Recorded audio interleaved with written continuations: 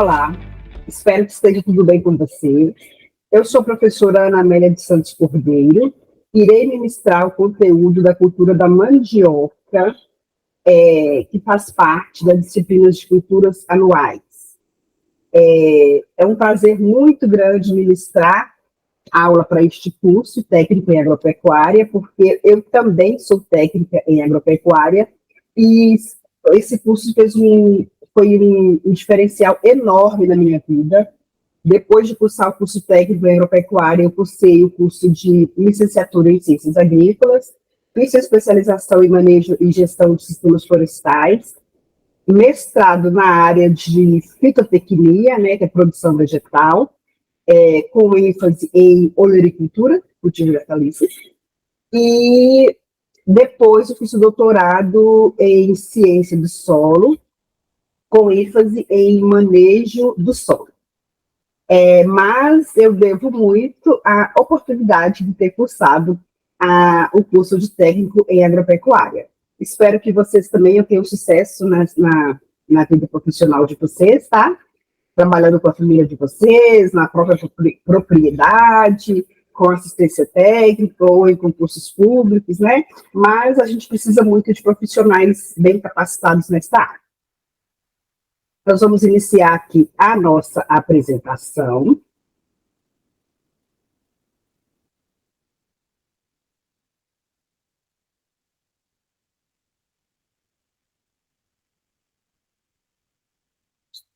Esta foto aqui, eu tirei quando eu trabalhei em Roraima. Eu estava visitando proprietários rurais, né, pequenos agricultores, e eu cheguei na propriedade e eles estavam fazendo farinha. Então eu pude participar um pouco da confecção de farinha com eles. A cultura da mandioca ela é uma cultura muito importante no Brasil todo.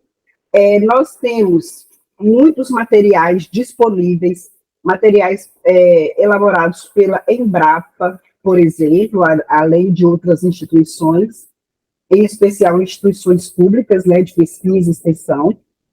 Mas nessa disciplina eu vou focar principalmente nesses 3 livros, que é o Cultivo, Processamento e Uso da Mandioca, que vocês podem baixar no site da Embrapa.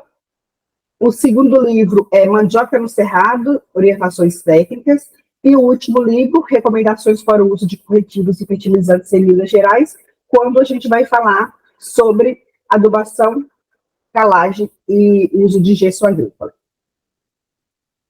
A mandioca, gente, ela é uma cultura muito importante para nós, porque ela é considerada a mais brasileira das culturas agrícolas, tá? O centro de origem dela é no continente americano, mais precisamente no Brasil, tá? E no Brasil ela é cultivada de norte a sul, de leste a oeste, tá? Em todas as regiões, exceto em lugares muito altos, né, de elevada altitude, porque não é uma planta que gosta de baixas temperaturas.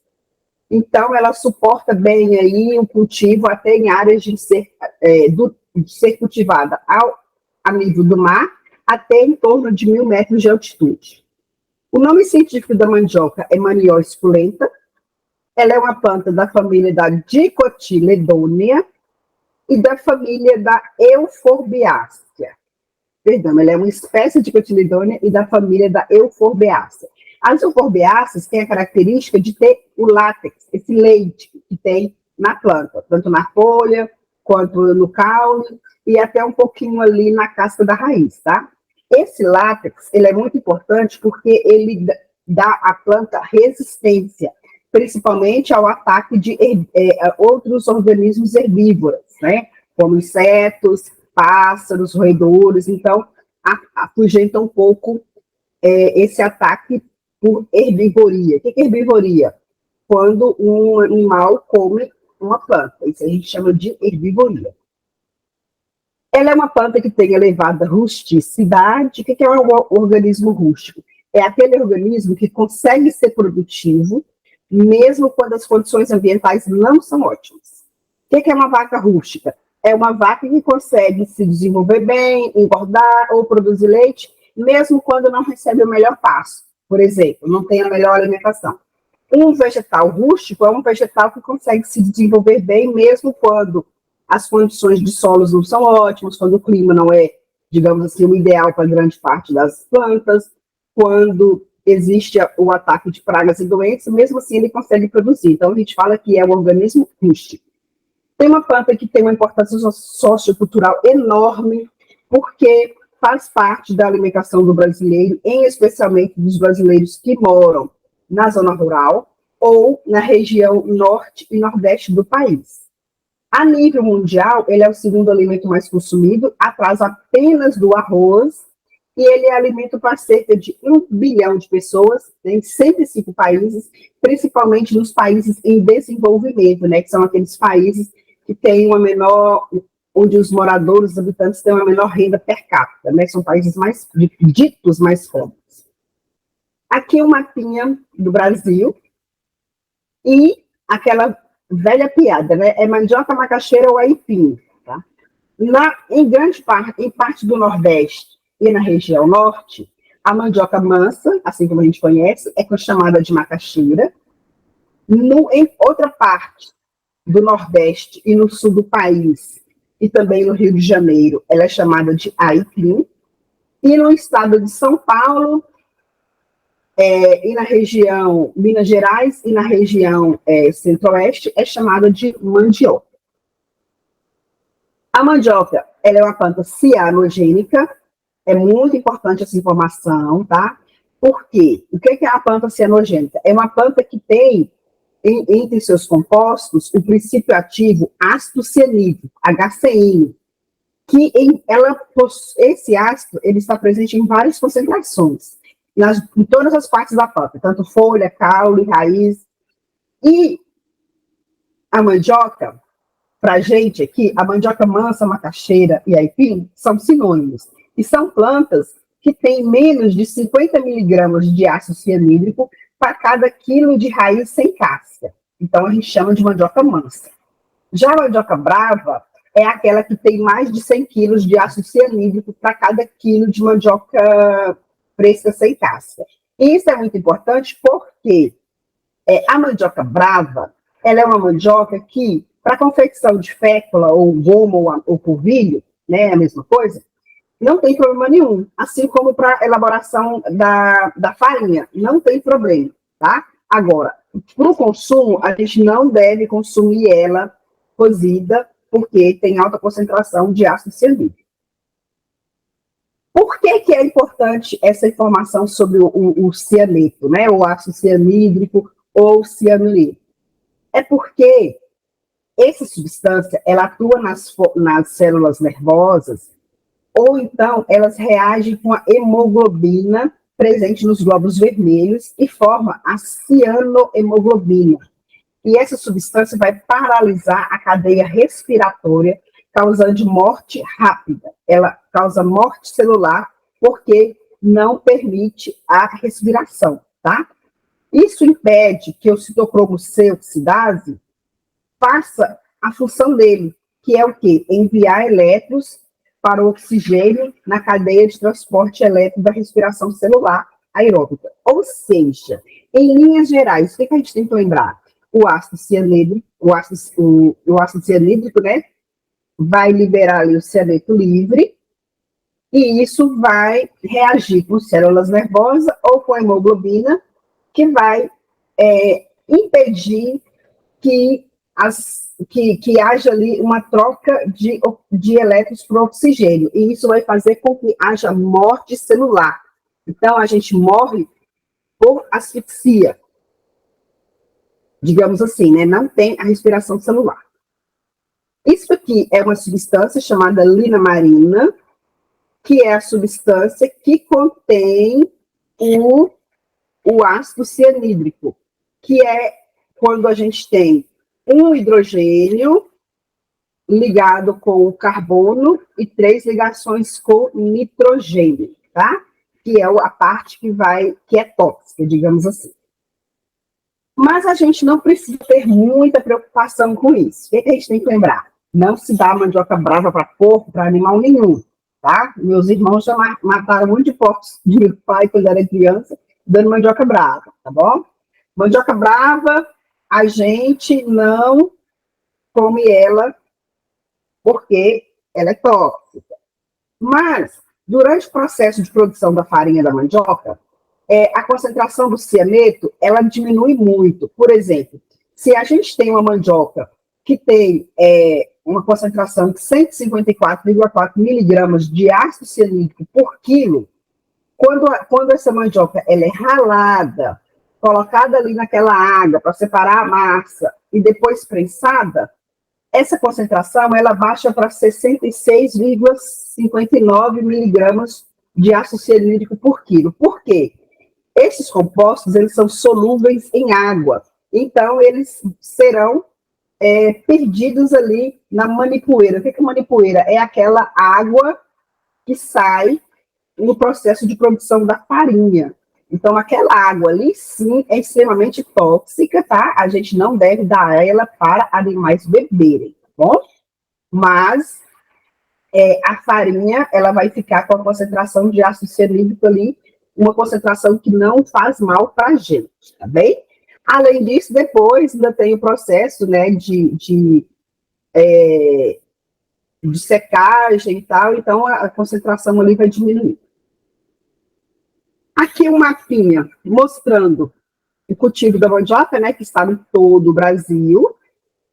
Aqui está a região centro-oeste com em torno de 7%, sudeste 13%, sul 23%, nordeste 24% e norte 33% da produção total. E é interessante que a região sudeste produz apenas 13%, mas o estado do Paraná é um grande produtor de mandioca, tá? A região semiárida, também a mandioca é uma cultura muito importante, porém a produtividade lá, ela é uma produtividade média a baixa. Por quê? Os agricultores, eles não têm acesso à tecnologia, eles não têm acesso a como fazer uma análise de solo adequadamente, uma adubação, né? E também por causa das condições edafoclimáticas, né? Edafo relacionado a solo e climáticos a clima. A gente tem um período da chuva muito concentrado, então o agricultor ele tem que planejar o cultivo dele para aquele período das águas. Além disso, apesar de existir uma variedade muito grande de mandiocas, né? Que é variedade? São cultivares, são tipos de mandioca. Existem diversos. A gente pode ter para cada tipo de solo, de clima. Por exemplo, se o agricultor ele quer uma mandioca resistente a uma praga ou uma doença, existem cultivares adaptadas. Porém, não, essas cultivares, essas informações não chegam até os agricultores. Então, é uma região mais pobre, né, no Brasil, e acaba que os agricultores não têm acesso a essas tecnologias para poder aumentar a produtividade da cultura da mandioca. A mandioca ela é extremamente importante na alimentação, porque ela é uma importante fonte de carboidratos. Carboidrato, gente, é energia, tá? Então, ela substitui o arroz, o trigo, tá? O milho, porque também são alimentos ricos em energia. No Brasil, o consumo per capita, ou seja, por cabeça, cada um de nós consome em torno de 5,3 quilos anuais de mandioca. Só que se a gente fosse analisar só a região norte do Brasil, esse consumo seria de 23 quilos de mandioca por pessoa, tá? A renda bruta anual do cultivo da mandioca no mundo é de 2,5 bilhões de dólares e cerca de 150 milhões de dólares é relacionado aos impostos que essa cultura gera. Olha que delícia. Quem não gosta de pelo menos um desse aqui? A mandioca é uma cultura muito versátil, né? A gente pode consumi-la cozida, só cozida na água, frita. A famosa vaca atolada, né? Que a gente utiliza uma carne ali de segunda ou de terceira qualidade e consegue, né, fazer um prato extremamente saboroso. A tapioca, que está super na moda. Você vai em qualquer lugar do Brasil, tem uma tapiocaria. O biscoito de polvilho, também chamado de biscoito peta, ou simplesmente de peta, ou biscoito espremido, tem vários nomes, é um alimento muito importante aqui em Minas e Goiás. O pão de queijo, mineiríssimo. Essa sobremesa aqui é o chamado sagu, que é utilizado com a tapioca, e ela é dessa cor porque utilizam vinho. Então, ela é uma sobremesa bastante consumida no sul do país, é chamada de sagu. Então, é bastante versátil, né? São pratos muito diferentes que a gente pode produzir. A mandioca a gente consegue comprá-la já descascada, limpa, congelada, pronto para cozinhar. Também tem a mandioca palito, pronta para fritura. E temos a mandioca chips, né? Que é como se fosse um salgadinho, assim como tem da batata inglesa também. Não, esse último aí não é um alimento muito saudável, né? Porque a gente sabe que são alimentos ultraprocessados, né? Não são alimentos muito bons para ser consumido, mas é um produto que está disponível no mercado, né? A batata chips. Além de ser um alimento importante, a mandioca também ela é fonte de matéria-prima para fazer álcool, né? O famoso etanol de mandioca, tá? Além disso, a fécula da mandioca, com ela pode ser produzida uma cola de mandioca, tá? Que é utilizada na indústria, e também tem a possibilidade de fazer produtos para substituir o plástico, como, por exemplo, esse copo aqui, ó, já fui mandioca. Então, é um material biodegradável, que é possível substituir o plástico, né, que é um material que demora muito para se decompor. Então, pode constituir-se também numa alternativa mais sustentável, né, para a gente ter aí os produtos descartáveis. Aqui o fluxograma falando da produção da fécula, né, do amido de mandioca, para ver a possibilidade, a diversidade de materiais possíveis de fazer, né? Desde polvilho, papel, comida de criança, álcool, fermento químico, goma para tecido. Isso, gente, quando a pessoa compra um tecido, ele vem engomado, com goma de mandioca, tá? Tapioca, o sagu. Aí tem a fécula modificada, elaboração da dextrina para fazer papelão, pré-gelatinizantes, pudim, sorvetes e gelatinas, né? Contém goma, glucose, xarope, sorbitol, adoçante, vitamina C e plásticos biodegradáveis. Então, uma infinidade de possibilidades. É uma cultura bastante rústica, mas a gente tem que ter preocupação. Essa preocupação a gente pode iniciar com a escolha da cultivar, né? Cultivar uma variedade que atenda às exigências do agricultor, às necessidades do agricultor, se é mais resistente à praga e doença, que tem um sabor que vai agradar os compradores daquele produto, né? Mas também passa também pela escolha da área, tá? O principal produto da mandioca são as raízes, embora a parte aérea também pode ser utilizada para fazer feno para alimentação animal, tá? Mas, como as raízes são o principal produto, a gente deve dar preferência para terrenos profundos, planos ou pouco inclinados. Por que dar preferência para terrenos profundos? Porque se tiver uma camada muito fininha, pouco espessa de solo, as raízes terão dificuldade em desenvolver. Então, precisa ter uma camada grande de solos. Eu sei que vocês estão aqui na região de Cerrado, que a gente tem solos muito espessos, mas depois vocês dêem uma olhadinha aí no Google, vocês vão ver que existem solos que estão diretamente sobre a rocha, né? Então, são solos pouco espessos, ou solos que são muito pedregosos, então dificultam o desenvolvimento das raízes. Os solos, eles devem ser planos ou pouco inclinados. Por quê? O crescimento inicial da mandioca é lento, e também elas caem as folhas em determinada época do ano. Então, se o crescimento é lento, na época da chuva, esse solo vai estar descoberto e vai ser muito propenso à erosão, né, quando a água carrega as partículas do solo. Outra coisa, Durante o período da seca, as folhas caem. Aí, quando começa a chover, as plantas ainda estão sem folhas. Então, mais uma vez, o solo está desprotegido das folhas da planta para que possa diminuir a velocidade que as gotas de água caem no chão.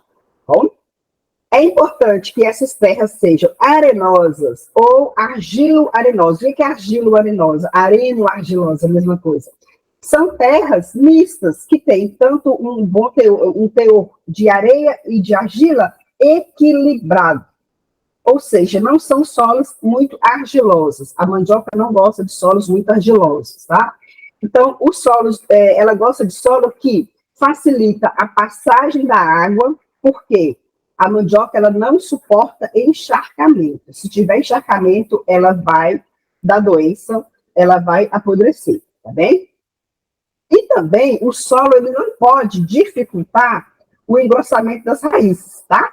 Então, quando o solo é arenoso ou tem, digamos assim, meio a meio argila e areia, vai facilitar o crescimento da raiz, tá bom? E também vai facilitar a colheita das raízes. Então, a gente já falou disso aqui, evitar áreas com essas situações aqui, ladeira abaixo, terreno com muito barro, muito argiloso, áreas que encharcam, né, mal drenadas, e também evitar terras fracas ou esgotadas por outros cultivos. Por quê? A mandioca a gente vai tirar ali as raízes, e as raízes, elas vão carregar muitos nutrientes. Então, a gente está sempre, cada colheita, a gente está tirando nutrientes do solo. Então, os solos, eles se esgotam muito facilmente, né? O preparo da área, ele deve ser feito para facilitar que o solo fique mais fofo, digamos assim, tá? Melhorar as condições físicas do solo para que a maniva consiga brotar e também promova o crescimento das raízes. Então, a gente tem que aumentar a aeração do solo e a aeração de água e reduzir a resistência do solo à penetração das raízes. É obrigatório sempre fazer o preparo do solo? Não. Muito pelo contrário. Se a gente não precisa fazer o preparo do solo, a gente não faz. Primeiro porque hora de trator custa caro, certo? E depois, por quê? À medida como que a gente vai passando a máquina no solo, o solo, por mais que o objetivo seja arar e gradear o solo para ele ficar mais aerado, mais fofo, a máquina ela é pesada, então ela vai compactando o solo. Então, a gente só vai fazer a aração e a gradagem quando o solo realmente estiver com um certo grau de compactação, precisando ser descompactado, ou então, quando tiver muita infestação de plantas espontâneas, ou mato, ou planta daninha, que é a mesma coisa, e a gente precisar fazer esse controle, tá bom? Dê uma olhadinha aí sobre plantio direto, a importância de fazer plantio direto. O que é plantio direto? É quando a gente não faz aração e gradagem. Porém, se o solo estiver compactado, a gente tem que fazer isso para poder tornar o solo mais fofo, né, gente? Um bom preparo do solo permite o uso mais eficiente dos corretivos, dos fertilizantes e também de outras práticas agrícolas. Então, primeiro, para fazer o preparo da área, faz a limpeza da área, eliminação da cobertura vegetal. É importante alternar os tipos de implementos e a profundidade de trabalho. O que significa isso? Vai fazer aração e gradagem. Se a gente colocar sempre a mesma profundidade de grade, o que vai acontecer? A gente vai estar ali raspando na mesma profundidade e vai criar o que chama de pé de grade. Outra coisinha que vocês vão ter que dar um Google aí e pesquisar, pé de grade. Como evitar pé de grade? Então, para fazer isso, é importante arar e gradear o solo em profundidade diferente para que vá quebrando essas camadas compactadas, tá bem? É importante trabalhar no solo quando ele está com a umidade adequada. Solo muito seco, se ele for muito argiloso, a gente não consegue entrar. Até se tiver uma textura mista ali, de areia e argila, a gente não consegue colocar, arar e gradear, porque ele vai estar bem duro, tá? E se o solo estiver extremamente molhado, o que vai acontecer se a gente passar com a máquina? A gente vai quebrar ali os torrões do solo, que chama de agregados do solo, e vai compactar este solo. Então, a gente só vai entrar no solo quando ele não estiver muito úmido. tá bem? Dei uma pesquisada também aí sobre o momento ideal de entrar com máquinas agrícolas no solo.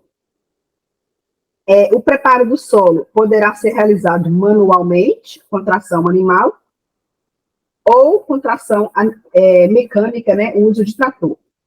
As operações de preparo do solo devem ser as mínimas possíveis, apenas o suficiente para implementar a cultura e para o bom desenvolvimento do sistema radicular. Deixa eu só conferir uma coisa aqui da gravação. Estou com muito medo da gravação cair. Vamos voltar. Estou até com o meu celular aqui aberto também para conferir. Importante aspectos, né, que eu já falei com vocês aqui sobre a necessidade da conservação do solo, tá? Como eu disse, é uma cultura que favorece a erosão, tá? É importante construir terraços quando o solo é muito inclinado. O que é o terraço? A gente vai fazer o revolvimento daquele solo, criando patores, né? Ou seja, fazendo áreas mais niveladas, tá bem? Dê uma olhadinha também aí, procura aí na internet no material da Embrapa, pesquisa terraços Embrapa, construção de terraço Embrapa, vocês vão achar material sobre isso. Plantar em cordão de entorno, né? Ou seja, ao entorno da lavoura, plantar outra cultura mais adensada, evitando que a água de fora entre na lavoura. Outra alternativa bem interessante é fazer capinas de linhas alternadas. Olha que interessante. Você tem 1 hectare, você vai capinar 1 hectare, por exemplo, né? Capina uma linha de mandioca, deixa outra com mato. Capina a outra, deixa outra com mato. Na próxima capina, você vai capinar aquela que não tinha sido capinada anteriormente. Qual que é a vantagem? O mato, ele vai ajudar a conservar a umidade e vai também diminuir a velocidade que a água desce em terrenos inclinados, tá bem, pessoal? Eu falei que é uma cultura bastante esgotante do solo, porque ela retira muito do solo, certo? E é importante fazer o cultivo de leguminosas. O que são leguminosas? São plantas da família do feijão, da soja, do andu, da crotalária. São plantas que o fruto dela é um legume. O que é um legume? É o tipo de fruto que o feijão tem, que a ervilha tem. Então, essas plantas, elas têm uma vantagem muito boa, que elas conseguem fazer associação com bactérias em suas raízes, e essas bactérias pegam o nitrogênio do ar e colocam no solo. Ou seja, são plantas adubadeiras de solo, adubadeiras de nitrogênio para o solo, tá bom? Dê uma olhadinha também no material da Embrapa sobre o uso de leguminosas para incorporação no solo. Tem muito material interessante, tá bem? Também é importante realizar a rotação de mandioca com outras culturas. Por quê? Se ano após ano a gente cultiva só mandioca, o que vai acontecer com as pragas e doenças de mandioca? Elas vão pular de uma lavoura para outra lavoura, não é? Então, se a gente plantou mandioca nesse ano, no ano que vem nessa área, a gente planta outra cultura, tá bem? Ou então, no mínimo, fazer consórcio também de mandioca com outras culturas, tá bem? E também sempre fazer a análise química do solo e fazer a adubação do solo de acordo com os resultados da análise química do solo, tá bem? Quando a gente vai no médico, no clínico geral, o médico não pede exame de sangue. Por quê? Para ele fazer qualquer receita ali, ver se a gente está com anemia ou não, tem que olhar a análise do sangue, não é? Para a cultura, para a gente saber também como que está a cultura, a gente tem que fazer essa análise do solo. Vamos falar agora sobre o clima e o solo. Como eu disse para vocês, ela é uma planta brasileiríssima, cultivada em clima tropical e subtropical. Ela tem uma exigência de precipitação pluviométrica entre 600 e 1.200 milímetros de chuva por ano, bem distribuída, não adianta ser tudo de uma vez só, né? O que significa 1 milímetro de água? Significa que se eu tenho 1 metro quadrado e eu jogo 1 litro, de água nesse 1 metro quadrado, a água ela vai subir em 1 milímetro, certo? De altura. Então, se em 1 metro quadrado eu coloco 600 litros de água, ele vai subir 600 milímetros de altura. Certo, gente? Então, ou seja, para cada metro quadrado de água, precisa-se de entre 600 a 1.200 litros de água. A raiz da mandioca, ela tem uma característica bem importante, as raízes, né? Por quê? Primeiro, ela desenvolve as raízes fibrosas, que são essas fininhas aqui, que são bem eficientes na absorção de água e nutrientes, tá? Depois, essas raízes fibrosas vão se transformar em raízes tuberosas, algumas, tá? E aí, essas que vão se transformar em tuberosas serão as raízes que vão receber os carboidratos produzidos na parte aérea, certo?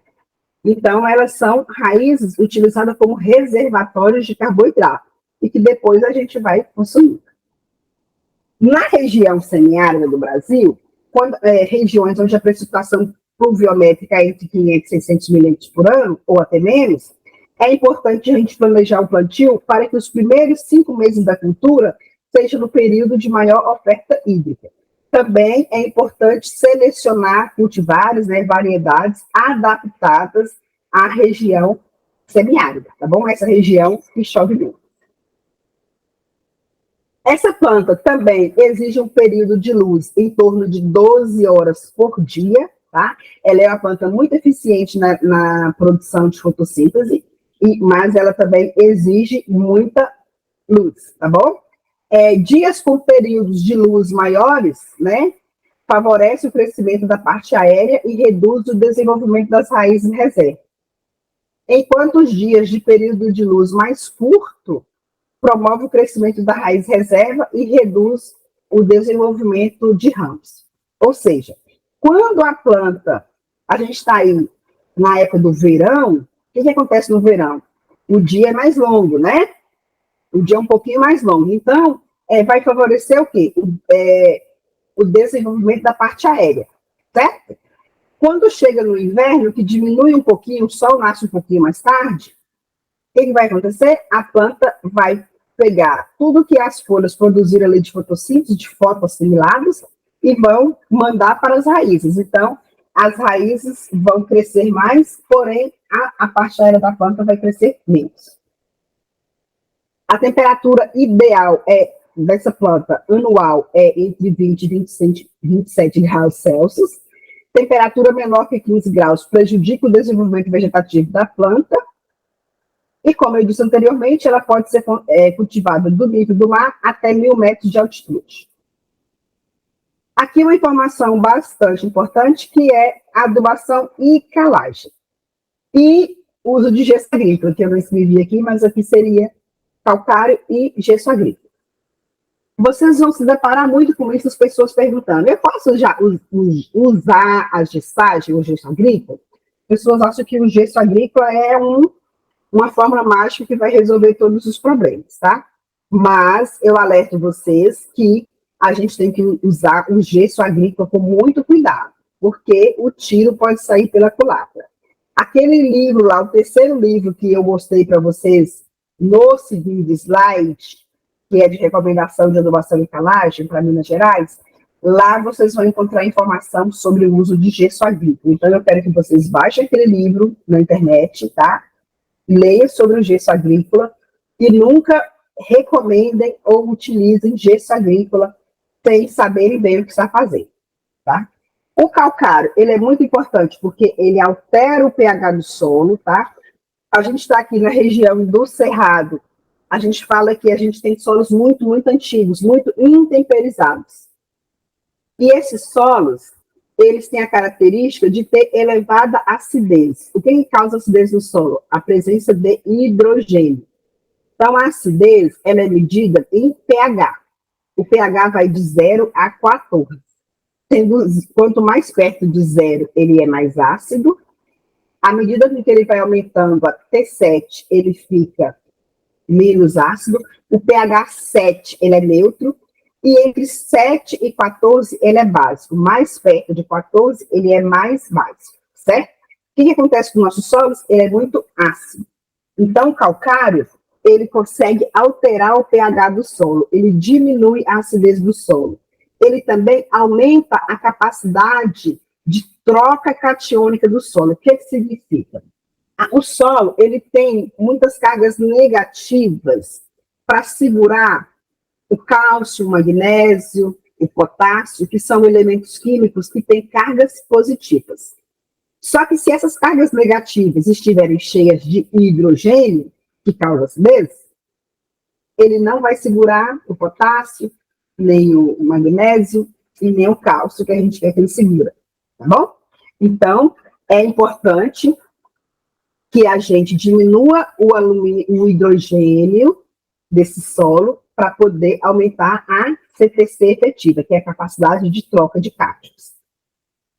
Além disso, ele fornece cálcio e magnésio, certo? E outra coisa, ele atua nas primeiras camadas do solo, quando ele não é incorporado. Se a gente joga o calcário no solo, ele não tem uma capacidade grande de permear, de infiltrar nesse solo. Por isso que, em geral, o certo é, a melhor alternativa é arar, gradear o solo, jogar calcário e depois tornar gradear o solo para esse calcário ser misturado ao solo. Por quê?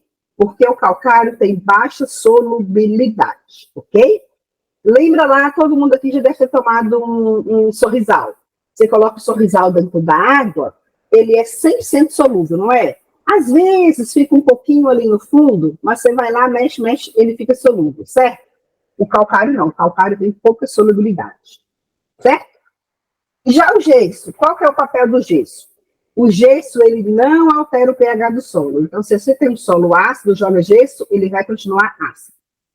Vantagem, ele fornece cálcio, que é muito bom, e fornece também enxofre, porém não fornece magnésio. Uma vantagem do gesso, ele atua em profundidade, porque ele é 100 vezes mais solúvel que o calcário. Então, mesmo a gente jogando ele na superfície do solo sem incorporar, à medida com que vai chovendo, esse gesso vai sendo solubilizado e vai permeando o solo, certo? Então, mais uma vez, o calcário, ele aumenta o pH do solo, reduz a acidez gerada pelo hidrogênio, fornece cálcio e magnésio, também ele neutraliza o alumínio, que é um elemento tóxico. Ele vai reagir, parte do calcário vai reagir com o alumínio vai estar lá no solo, mas de uma forma como que ele não consegue reagir. Ele aumenta a CTC do solo, né, que é a capacidade de troca catiônica, neutraliza os sítios de cargas positivas dos oxidróxidos de ferro e alumínio, minimizando a adsorção do fosfato. É uma coisa que parece bastante complexa, e realmente tem um grau de complexidade, mas é o seguinte, os nossos solos são ácidos e têm baixo fósforo disponível. O que acontece se a gente for lá e jogar mais fósforo? O fósforo vai continuar ficando indisponível. É como se ele estivesse cristalizado no solo, certo? Por quê? Porque o solo é ácido. Então, a primeira coisa que a gente faz é aplicar calcário e corrigir a acidez, se for necessário, se o solo estiver ácido. Depois, choveu, aquele solo ali teve a reação, né, a reação química do calcário para o solo, choveu, esperou aí uns 2, 3 meses, ou às vezes você faz aplica o calcário esse ano, se chover pouco no lugar, você só vai poder jogar o fosfato, né, o adubo de fósforo, no ano que vem. Isso em regiões mais secas que eu estou falando, tá, gente? Por quê? Porque o calcário tem que reagir com o solo primeiro. Porque senão você vai jogar fósforo no solo e aquele fósforo vai ficar cristalizado. A gente fala que ele está na forma não lábil. Ele não está ali para o jogo. Ou seja, o fosfato vai ficar como se tivesse cristalizado. Por que acontece isso? Porque o pH está ácido, certo? Então, o calcário é muito importante para isso. Se o solo tem pouco fósforo, tem que utilizar calcário, se ele for ácido, corrigir a acidez e só depois jogar o fósforo. Aí, se o pH não for ácido, neste caso, você já pode fazer adubação com fosfato, certo? Voltando para o gesso, fornece enxofre e cálcio, fornece cálcio em profundidade, por quê? Lembra que eu falei que o gesso é 100 vezes mais solúvel que o calcário? Então, se você jogar ele em superfície, isso acontece em culturas perenes, como fruticultura, café, que você não pode arar e gradear a lavoura depois de instalada. Se a gente joga o gesso, vem a chuva, ele dissolve e permeia o solo. E esse cálcio desce para o solo, isso é muito bom. E também é importante porque o gesso, ele reage com o alumínio, assim como o calcário, tá? Só que ele reage de forma diferente. Ele reduz a toxidez do alumínio porque ele pega esse alumínio e joga esse alumínio para profundidade, numa altura que a planta também não vai conseguir alcançar. Da mesma forma como que ele faz isso com o alumínio, ele vai carregar também o magnésio e o potássio, que a sigla é o K, para uma profundidade que às vezes a raiz não vai alcançar, tá bom? Então, o que o gesso faz? O gesso, ele é solúvel e ele consegue movimentar no perfil do solo. Quando ele faz isso, ele vai carregar, ele vai tirar dali do solo o alumínio, porém ele pode carregar também o magnésio e o potássio, tá bom? O que é ruim. Para a agricultura, qual é o papel do calcário e qual é o papel do gesso?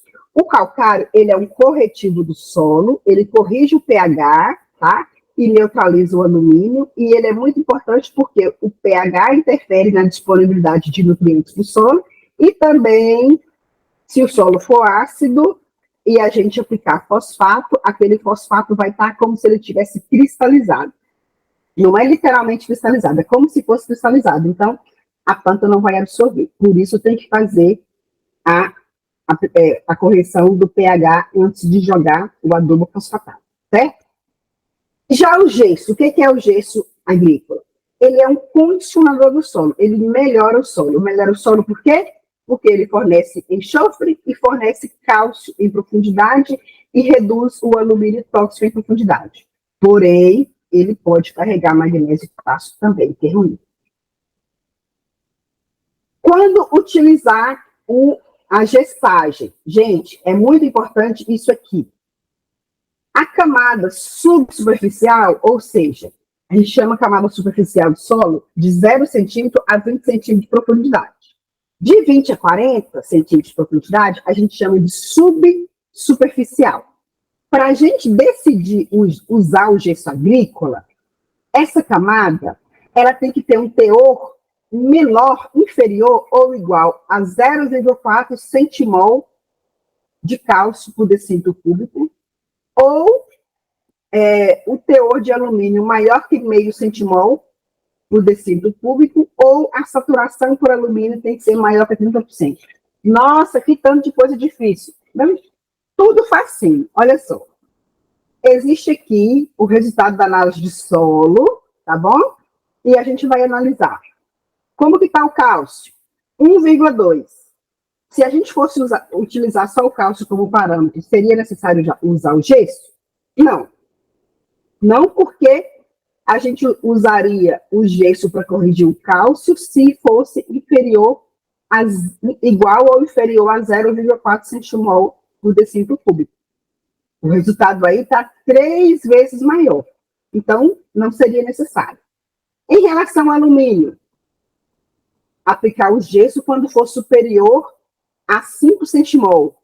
O alumínio está 1,1, ou seja, está o dobro. Então, para corrigir o alumínio, seria interessante usar o gesso.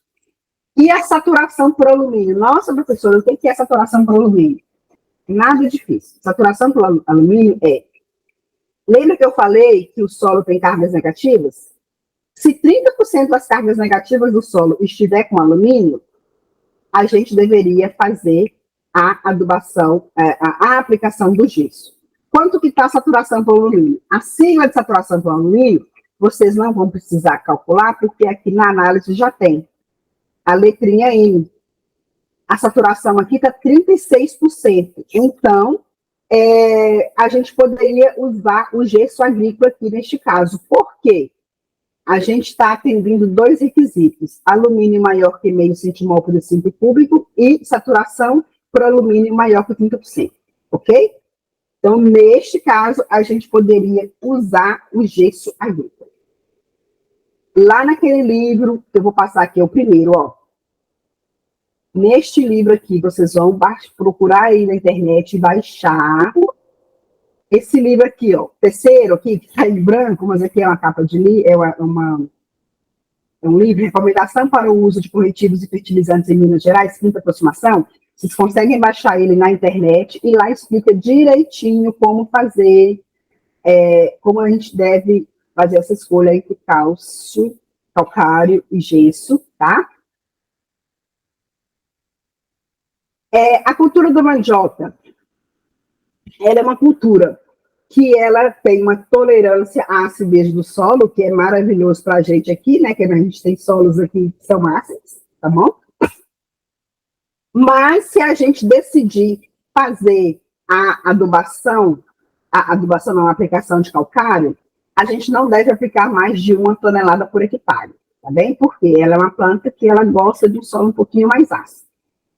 A aplicação de calcário, ela deve ser feita a lanço, em qualquer época do ano, de preferência entre 30 e 60 dias antes do plantio, porém, tem que molhar em seguida. Fala em qualquer época do ano aqui, porque você pode fazer irrigação. Mas se for um plantio da época das águas, a gente deve fazer, assim que molhou o solo, é suficiente para arar e gradear o solo, você já faz a aplicação do calcário, ok? E aí, a gente tem que esperar aí pelo menos uns 60 dias para poder fazer a aplicação do fosfato, do fósforo, porque senão ele vai ficar como se fosse cristalizado, tá? Ele vai ficar lá inerte, de estátua no solo, não vai adubar a planta. A adubação, ela deve ser feita de acordo com a análise química do solo e deve ser feita, assim, o ideal, pelo menos 2 meses antes do plantio. Aqui tem um método de análise de solo, tá? Existem vários métodos da gente fazer a NC, que é a necessidade de calagem, tá bom? Não existe um método certo e um errado. Para cada região do Brasil existe um bom método. Esse método aqui, o resultado vai dar em toneladas por hectare de calcário. Em linhas gerais, o que é 30? 30 é a saturação por base que o solo tem que ter. O que significa isso? Das cargas que o solo tem, 30% tem que estar com cálcio, magnésio e potássio, ok? E o V1 é quanto que, 30% de cargas, cálcio, magnésio e potássio, é quanto a planta exige, certo? E o V1 é quanto que tem no solo, certo? A gente vem na análise de solo. O tesão é o resultado da soma dos valores de cálcio, magnésio, potássio e sódio, que é o Na, se tiver sódio, em centimol por decímetro cúbico, mais o resultado de alumínio e hidrogênio mais alumínio, tesão. O F é um fator de correção, no qual a gente divide 100 pelo PRNT. O que é PRNT? Poder real de neutralização total. Ou seja, é quantos por cento daquele calcário vai reagir. Lembra que eu falei que o calcário não é muito reativo? Eu vou dar um exemplo grosseiro. Colocou o sorrisal dentro d'água. Será que 100% daquele sorrisal reagiu? Dissolveu? Só que eu estou falando aqui não é só do quanto dissolveu, mas é o quanto daquele calcário vai reagir. Certo? Vamos voltar aqui na análise de solo? Olha só. Aqui, o V% é 28. Significa o quê? Lembra que eu falei? A mandioca exige a saturação por base de 30%. É o que ela exige. Ela quer 30%. Ou seja, de 100 100% da carga, 30% ali das cargas negativas do solo tem que estar com cálcio, magnésio e potássio, ok? Quantos por cento desse solo tem? 28, quase, né? Chegou perto. O tesão, que é a soma de cálcio, magnésio, sódio, potássio, mais hidrogênio e alumínio, tudo em centímetro por decímetro cúbico, o laboratório também já calculou, vocês não precisam calcular, dá 7,1. Então, a gente vai fazer esse cálculo aqui. Se a gente pegar 30 menos 28, dá 2. Certo? Tesão, 7,1. 7,1 dividido por 100, dá quanto?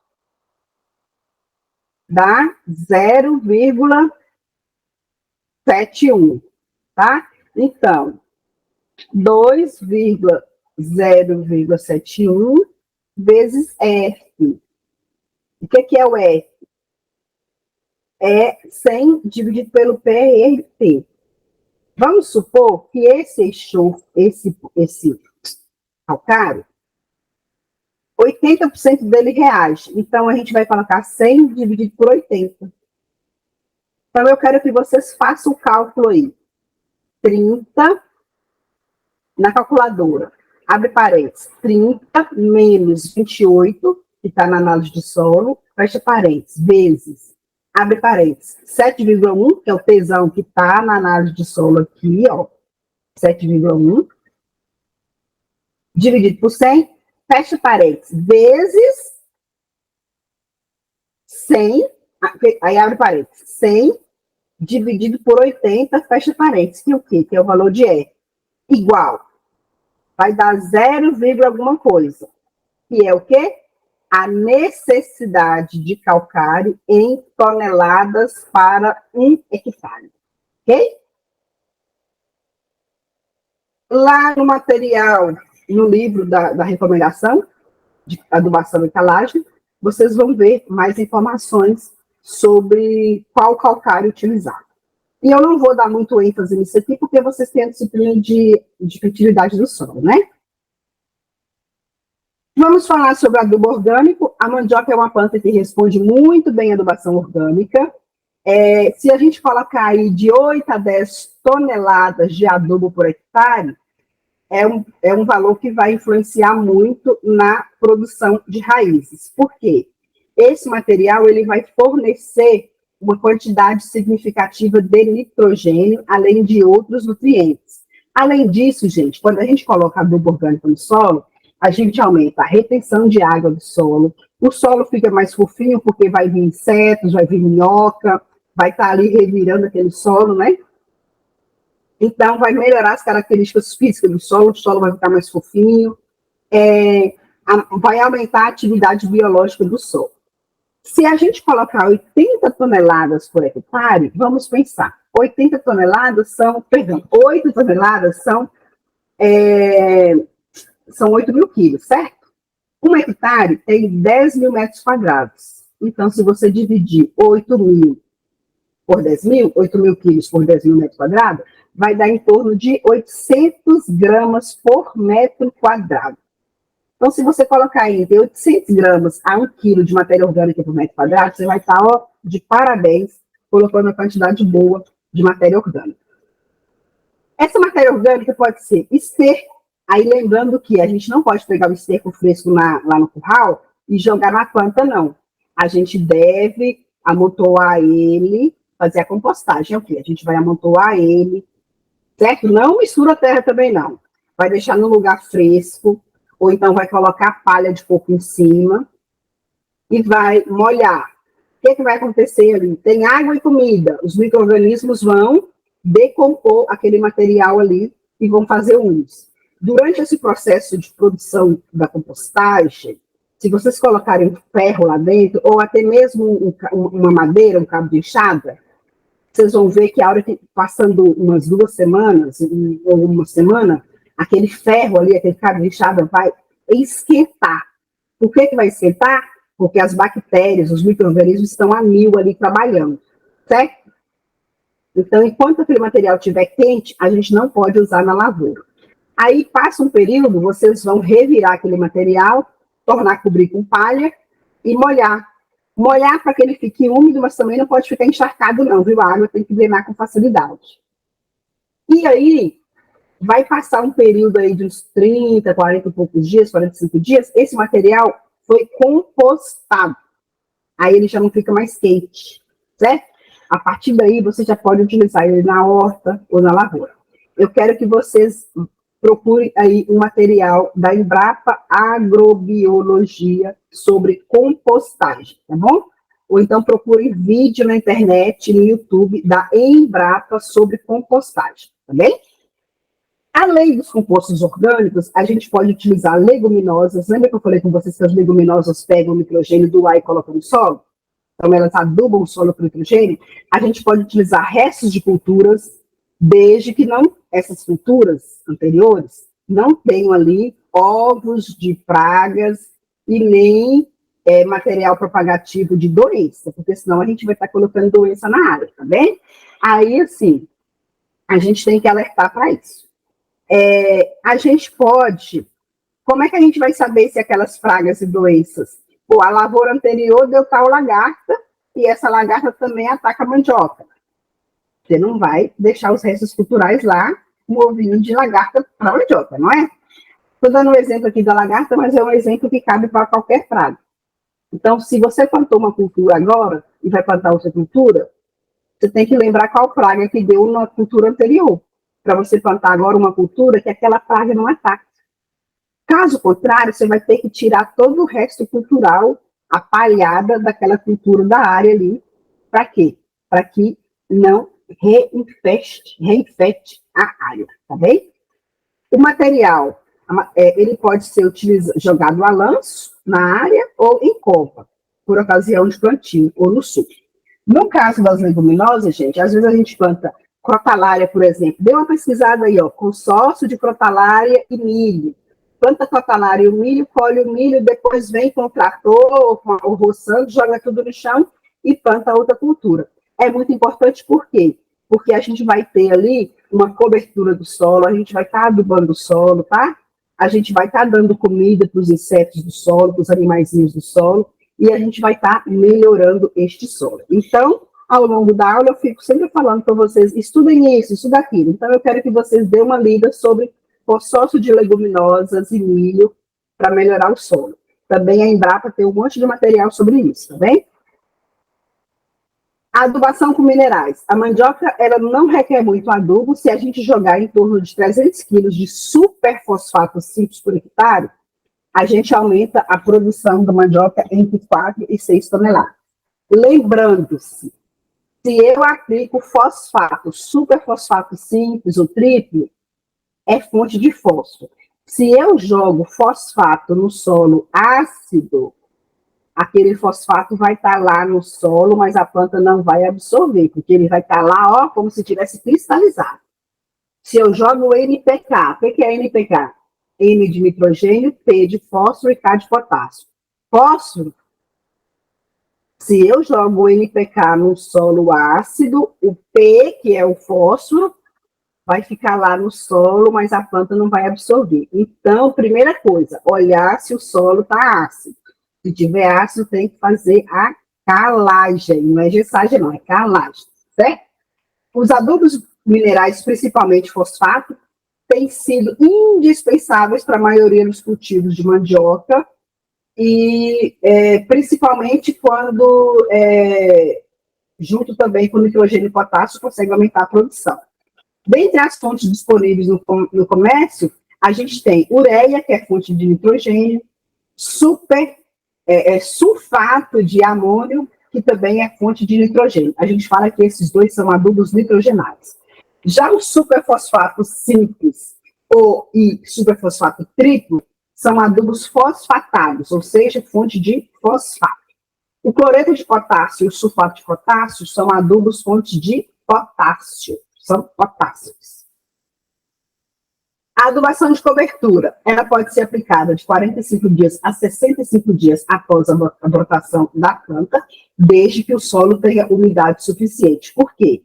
Se o solo estiver seco, não vai ter reação da água com o adubo e aquele adubo não vai para a solução de solo para a planta poder absorver, tá? Os adubos potássicos devem ser aplicados em mistura com os adubos fosfatados por ocasião do plantio, ou em solos que são muito arenosos, a gente deve aplicar ele em cobertura com alumínio. O que acontece com o solo que é muito arenoso? Quando você coloca a água não infiltra rapidamente. Da mesma forma que a água infiltra, a água também vai infiltrar e vai carregar o nitrogênio e o potássio. Então, a gente fala que o nitrogênio e o potássio são muito móveis no solo.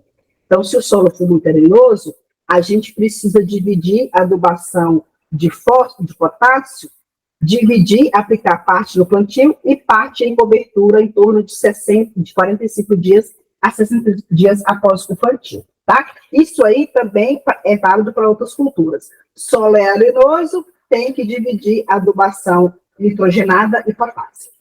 Observe bem, áreas cultivadas por muito tempo são áreas cansadas, requer um pousio, um descanso. É quando você deixa o mato crescer, ou é quando você vai lá e planta milho com leguminosa para poder adubar o solo, tá bom? Requer também fazer a análise de solo e analisar a necessidade de corrigir o pH e os nutrientes desse solo.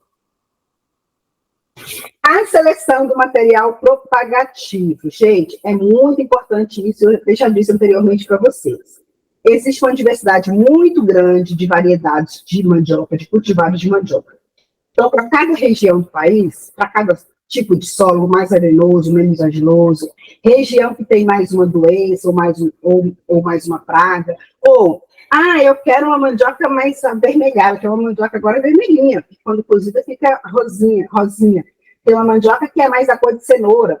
Então, a cor da mandioca significa que ela vai ter mais algumas substâncias, algumas vitaminas. Então, as pessoas também começam a procurar por essas mandiocas.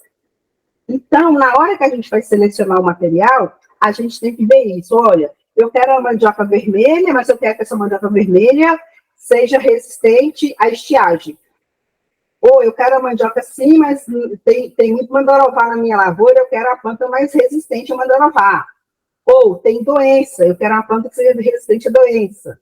Então, a gente vai selecionar de acordo com o interesse do agricultor, tá bom?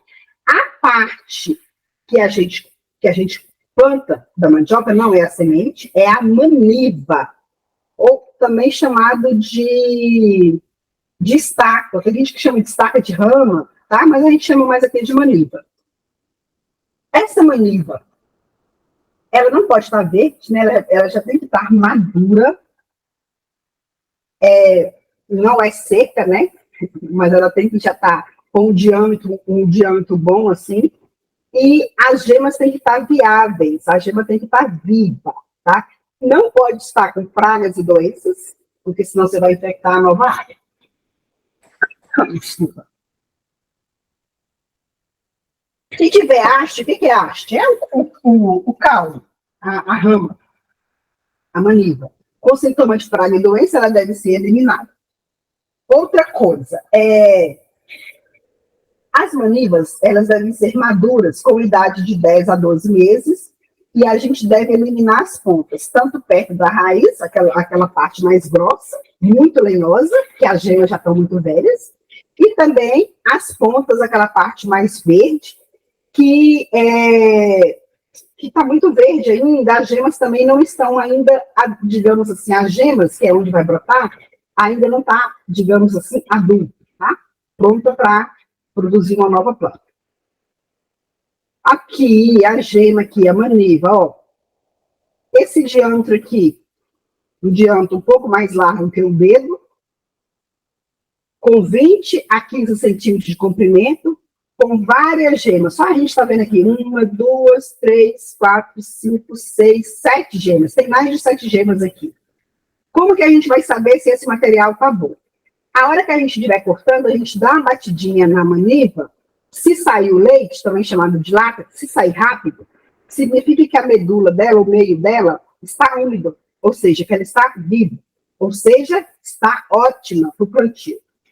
Se você bateu o facão ali, bateu a faca e demorou muito para sair o leite, significa que tem pouca umidade nela, ou seja, ela não está apta para o plantio. Se essa maniva estiver verde, significa que as gemas ainda não estão maduras, né? Não são boas para produzir novas uvas. Uma informação bem curiosa. A maneira com que a maniva é cortada. Olha só. Quando a gente corta a maniva em ângulo reto, os hormônios da planta, eles vão ficar igualmente distribuídos nessa circunferência da maniva. Então, em toda a lateral da maniva vai brotar raízes, certo? Quando a gente faz o corte na forma de bicel, que é essa forma inclinada, o que vai acontecer?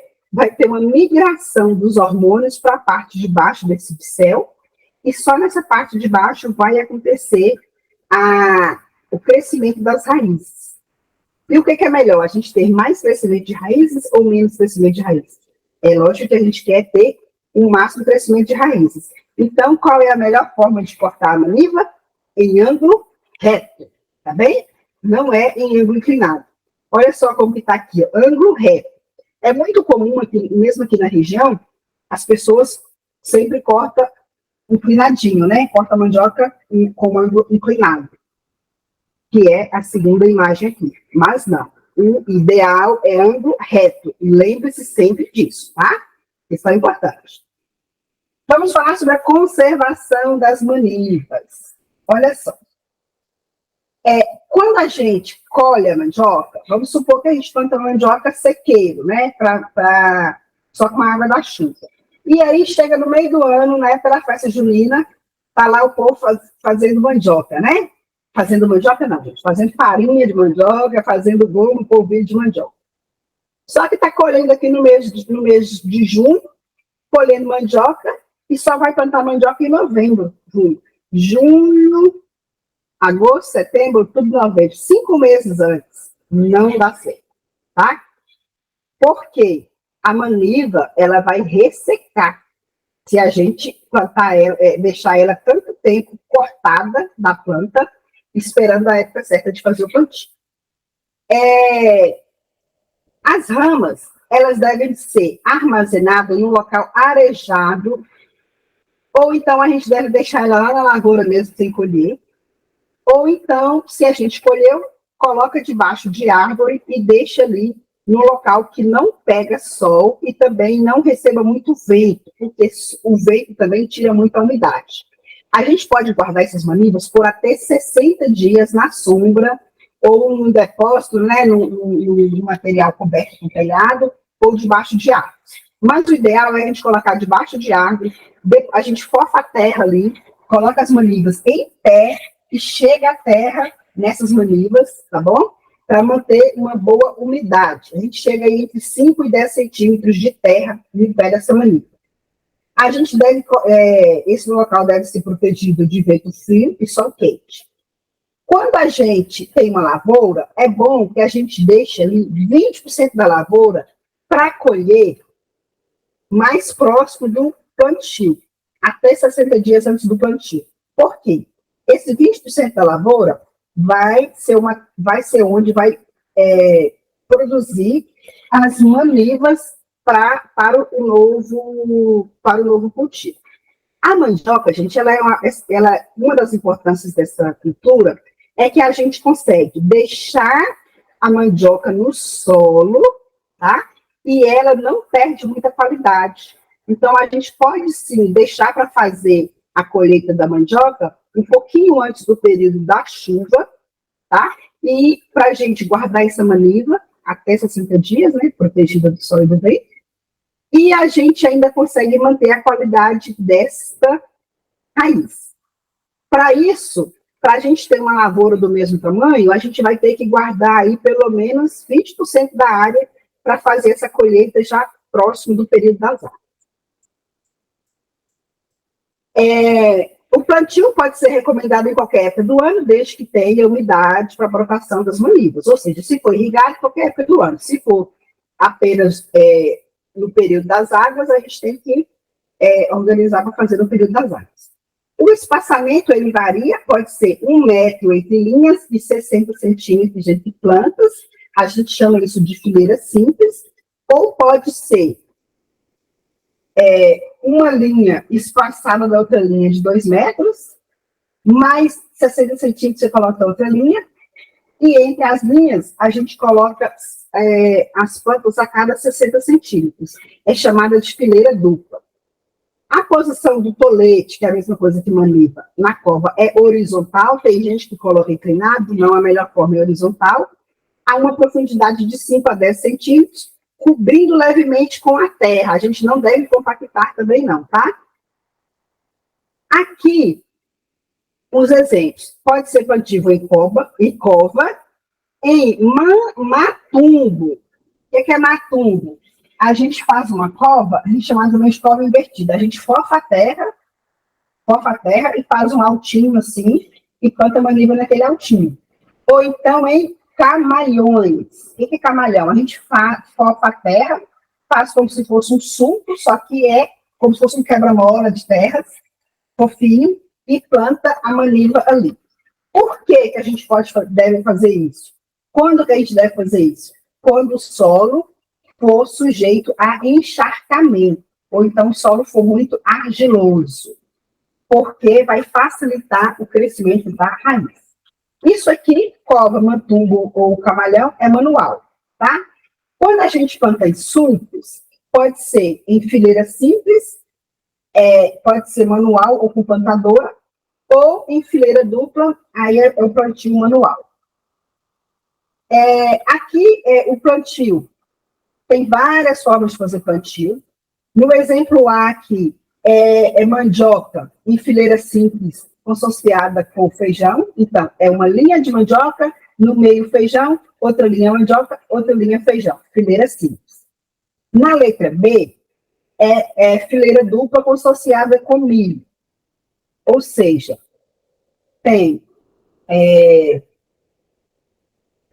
uma linha, como que é? 2 linhas de mandioca, de milho, uma linha de mandioca, 2 linhas de mandioca, de milho e uma de mandioca.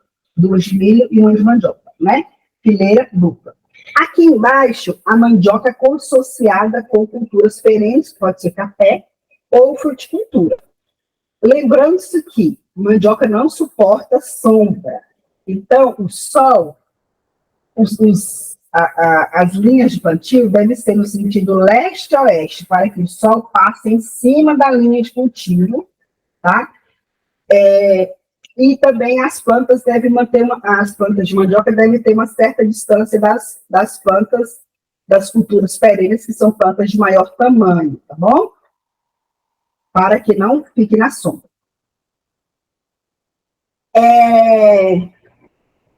Essa parte aqui eu já falei com vocês. Depois vocês deem uma olhada. Outro aqui, mais exemplos de plantio. Isso aqui é uma área inclinada. O que a pessoa fez? Curva de nível. Com essas, como se fosse camalhão aqui, mas não para plantar em cima, e sim para diminuir a velocidade de escoamento da água, certo? Eu falei com vocês, a mandioca, ela demora muito para cobrir a área com as folhas, e também as folhas caem em determinada época do ano. Então, se a gente não fizer esse preparo do solo aqui, com o cultivo em nível, fazendo essa curva de nível aqui, mais altinha, evitando que a água desça com velocidade, vai ter erosão de solo, tá bom? Aqui não foi feito a curva de nível, porém plantou culturas diferentes também para ajudar a diminuir essa velocidade de infiltração da água. Essa foto aqui eu já mostrei. Aqui, o cultivo de milho em fileira alternada. Então, milho, mandioca, 2 de milho, 2 de mandioca, 2 de milho, 2 de mandioca. Também ajuda bastante, né? a manter a umidade do solo, ou diminuir a velocidade de escoamento da água. Aqui, milho em faixa ou cordão de contorno, ou seja, plantou uma gramínea aqui, pode ser milho, por exemplo, depois a mandioca, depois o milho. E isso é importante porque vai produzir palhada aqui, e essa palhada pode ficar no solo, aumentando a matéria orgânica desse solo, né? A palhada das gramíneas, no caso parece que é um milho. Aqui, o cultivo em leira ou camalhão. O que é isso? A gente faz com enxada, né, ou com a ajuda de implemento agrícola. A gente vê aqui essa parte marrom clara, é um indicativo que esse solo é compactado, certo? E aí, o que a gente faz? Se a gente não consegue utilizar o maquinário agrícola, o implemento agrícola para quebrar essa compactação do solo, a gente faz essas leiras, que é o quê? A gente pega o solo, faz esse montículo, esse camalhão, esse monte de terra, e aí a gente planta a maniva em cima, porque vai ter um volume de terra para a raiz poder desenvolver, sem que ela chegue até a parte compactada do solo, tá bom? Isso também vai facilitar na hora da colheita da mandioca, tá bem? Outra coisa que pode facilitar é que, se for uma região que chove pouco, esses camalhões também podem ajudar a segurar um pouco a umidade do solo, tá bom? A finalidade da lavoura. A lavoura ela pode ser produção para mesa, que é a mandioca mansa, que tem menos ácido cianídrico, menos que 50 miligramas por quilo de raiz sem casca, ou pode ser até com a mandioca brava, se for para produção de farinha ou amido, ou fécula. Ah, só faz farinha de mandioca com mandioca brava? Não. A mandioca brava pode ser feita farinha. E, às vezes, se é uma variedade muito resistente, a gente produz ela para farinha sem problema nenhum, porque no processo de produção da farinha, a gente elimina o ácido cianídrico, né? O controle de plantas invasoras. Gente, a mandioca não gosta de sombra nela, não gosta de competição. Então, o mato pode fazer com que a produtividade seja reduzida em até 90%, certo? O método de controle do mato pode ser mecânico, né, que é manual, capina com enxada ou roçada. Os primeiros 100 dias após o plantio, a planta não aguenta concorrência com o mato, concorrência por água, por nutrientes ou por sombra. E aí a gente deve fazer, em média, 5 capinas, sendo 3 no primeiro ano e 2 no segundo ano. Isso para a região semiárido, que a gente planta variedades tardias, variedades que ficam mais tempo no campo, tá bom? Para capinar 1 hectare, pode ser necessário até 48 homens para um dia. Vamos supor, vamos capinar 1 hectare em um dia. Se tiver muito mato, a gente pode precisar de 48 homens. Ou, se for um homem só, ele vai levar 48 dias. Então, a gente fala homem-dia, se tiver muito mato, tá? O controle também pode ser feito, o controle químico. O uso de produtos químicos denominados herbicidas, de acordo com a recomendação da bula do remédio. Isso, do remédio não, do agroquímico, né? Recomendação da bula do agroquímico. Só quando necessário, tá bom, gente? Porque é caro, pode ter contaminação química, principalmente é uma cultura muito feita pela agricultura familiar, geralmente as pessoas usam aplicação com bomba postal, sem usar os equipamentos de proteção, né, a máscara, a capa. Então, o ideal é não utilizar. E se for utilizar, tem que ver se este agroquímico é permitido para a cultura da mandioca, tá bom? O controle integrado é quando a gente combina vários métodos disponíveis para maximizar os resultados, para aumentar os resultados. Prevê o uso de planta de cobertura do solo, como milho, leguminosas, e também plantios consorciados. Por quê? Quando a gente planta plantio consorciado, aqui, por exemplo, ao invés de nascer mato, está nascendo milho. O milho cresce mais rápido do que a mandioca. Então, esse solo aqui vai ficar coberto mais rápido, onde tem o milho, e vai diminuir a incidência de mato, porque o mato também não gosta de sombra. Apesar de existir vários herbicidas no mercado, para a cultura da mandioca, existem poucos herbicidas. Eu acho que 5 ou 6 que são permitidos. Pelo menos até recentemente era um número bastante baixo, tá bom?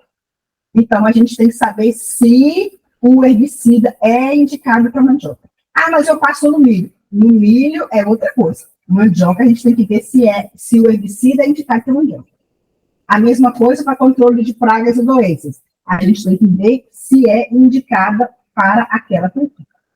Existem 2 modalidades de aplicação de herbicidas, que tem o pré-emergência, que é antes da mandioca e do mato nascerem, e o pós-emergência, que aqui também está escrito pós-plantio, que a gente aplica depois que a mandioca e as plantas daninhas nascem.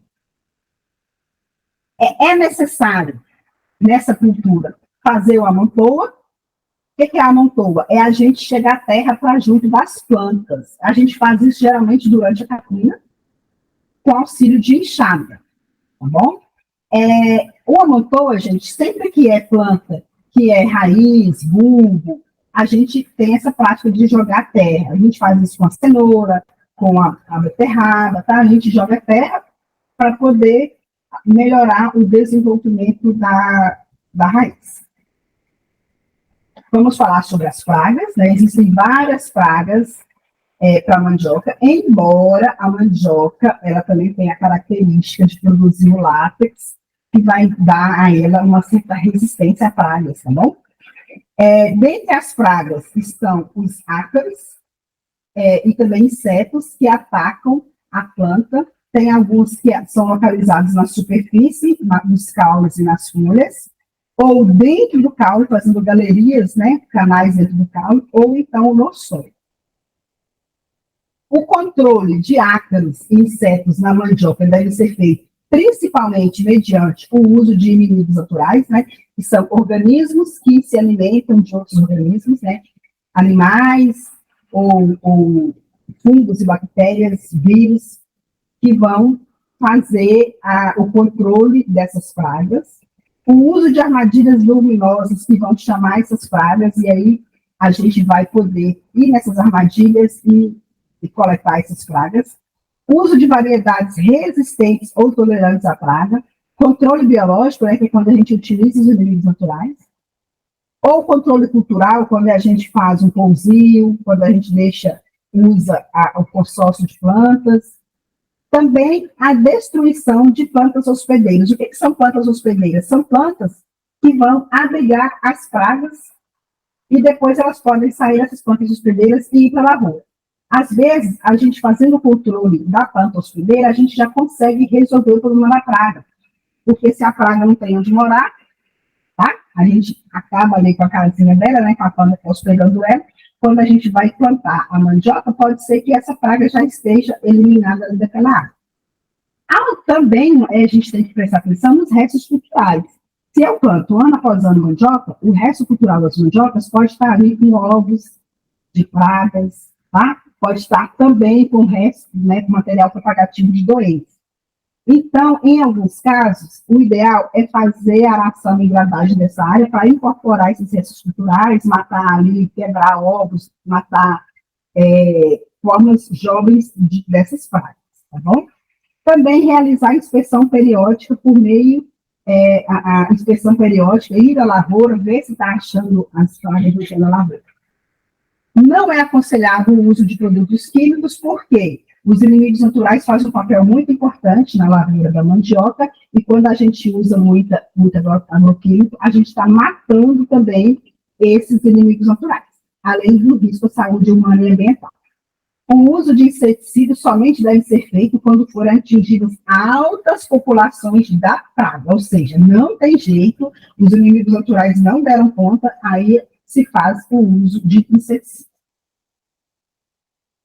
Dentre as principais pragas da mandioca está o mandarová, que é o Erinis elo, que é uma lepidóptera, né, que é a borboleta, que a forma jovem dela é uma lagarta, que tem uma elevada capacidade de consumo foliar, ela come muita folha, e ela atinge 10 centímetros, ela fica bem grande, e ocorre principalmente entre os meses de novembro a abril, que é o período das águas. Olha só o que ela faz. Ela pode consumir as folhas, e as folhas são extremamente importantes, porque é onde a planta faz a fotossíntese, né? Então, pode destruir um cultivo. Além disso, gente, ela dissemina, ela leva uma bacteriose, doença causada por bactérias, que também afeta a produção da lavoura. Aqui está a forma adulta, a fêmea e o macho, né? São bonitinhos, mas são bem danosos. Quando tiver ausência ou baixa incidência de inimigos naturais, as perdas no rendimento da raiz podem ser muito altas, de acordo com o ataque do mandarová, e também com a idade da planta, com a fertilidade do solo, com a capacidade que a planta tem de brotar novamente, tá? Então, as perdas podem chegar a 64%. Dentre os inimigos naturais estão as joaninhas, as queridas joaninhas, que a gente deve tratá-las com muito amor e carinho, tá? Promover o aumento de joaninhas nas lavouras. Tem os percevejos predadores, que eles vão lá, predam a lagarta. Tem o bicho lixeiro, que ele também coloca seus ovos na lagarta.